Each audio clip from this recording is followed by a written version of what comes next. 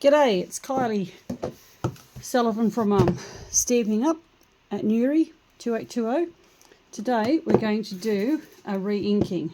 So I've got my Stays On Solvent Jet Black ink pad, which is great. And I've got a refill because I have been using this for, I'm going to say, 10 years. Easily.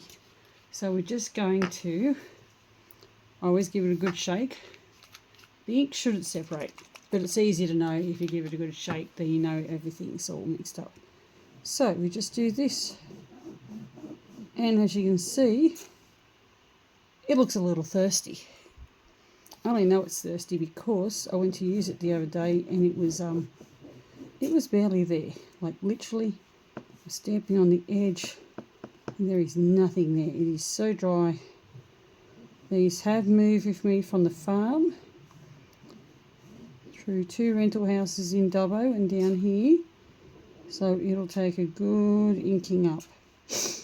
Usually it's just a top up, and I know it looked like it was healthy, but it's drier than the drought. As you can see now, I'm actually getting something off it where before I wasn't. So now you can't use that for a little while. I have left these ones that I did last week, well, for a week. I haven't been down here for a week, but that will sit there.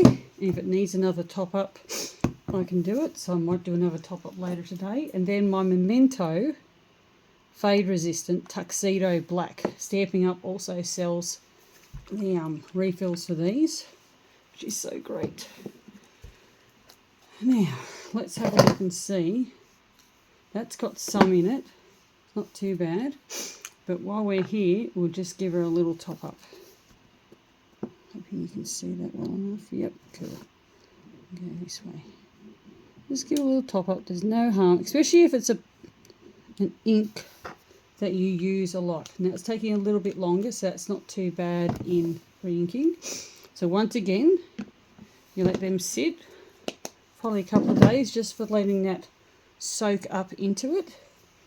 I've also got the Saddle Brown, which I love, and strangely enough, it's probably here somewhere because I've been changing everything around from my Close to My Heart to my Stamping Up. I've got the ink pad for the Stamping Up ink, and I was just reading recently how it's actually not inked. And so I thought, did I get that with it or not? I probably didn't, not realising it's not inked. So I've actually bought the inker. I won't do that today because I've got plenty of my old one, but it's a pigment ink too, and it's good for, oh, my brain's frying up. Here we go. I'll get the name here. It's good to use like the Versamark. So obviously it's not going to re-ink this, but because this is a white-ish ink, if I had a bit of cardstock around I'd show you. Just give me a second, I'll see if I can find some. So I just grabbed some ancient old Stamping Up. If you remember them coming like this, they came with a block with a picture on it, although I think they might have actually come on a sheet like they do now, and had the sticker separate. And it's even got Stamping Up, and it tells me it's a for everything set. So I'm going to use the flower. I'm actually on the back of a bird, but it's okay.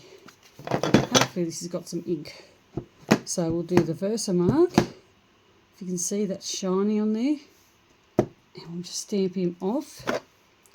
It's a bit hard to see, but it is a clearish ink, and that is for heat embossing. So if I was to put some powder over that right now, which I could, but I haven't got a clean sheet. Powder over that now. The other thing you could do is actually leave that, and that will actually leave a nice watermark. And of course, if you do your white ink, it will do something similar, except obviously in white, and you can still use your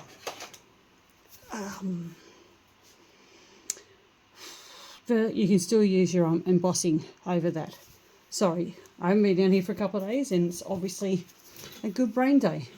So I'll see if I can do a couple of videos today. I'm at craft camp over the weekend, which is locally at Burrendong, Ridgecrest. It's twice a year, end of March and end of August, sometimes first week in September, but generally around that time. And I'm looking forward to it. These were, I never bought these. These are actually gifted to me during the drought a few years ago, in about 2019. There's 4 different sets. And who knew? Who knew 5 years later, 4 years later, 5 years later, we'd be Stampin' Up. And yeah, so I'm not sure if you can see that. It'd be better on the other side if you could see it. But yeah, there's just a slight little mark there. Let's see if I can bring that into focus. Just see a shiny mark there a little where there's a flower. Just in front of there. Hopefully that shows up. Okay, that's how you re-ink your inks. So anytime you've got re-inkers, I've got a few here that came from different places. I've actually got the little ink tubes that they go with, but I need to make sure they all match up. So yeah, there's some very interesting brands there I've actually never heard of. You just go, wow, that's cool. Okay, back to crafting and getting ready for camp. I still have most of my stuff packed from when we were on holidays in January. I took my craft with me. So I'm debating whether I take that and work on some old kits. But I probably will take some Stampin' Up and work on a new kit, the Everyday You and Me kit. I've been itching to get that out and itching to do a thing here with you on video. But hopefully today, between packing and sorting, I will also put together a kit. I actually have 2 spare kits. That's Kylie shopping online for you. It happens regularly, unfortunately, but it means that I have 2 kits. So I have 3 kits altogether of the card making kit, the card box making kit. It holds cards, and I'll show that at the end, put some cards in there. But yeah, I just thought, well, I'll buy an extra one, and if someone wants to buy one from me, they can. You can contact me, leave a message, comment, leave a message, either one, and that'd be great. They're $44 each, and I'm going to have a look and see. It's the first kit I've made up with Stampin' Up, so it'll be interesting to see what's in there and how much. And yeah, I think I only have to add the tape, but I don't know. Okay, bye. Have a great Thursday.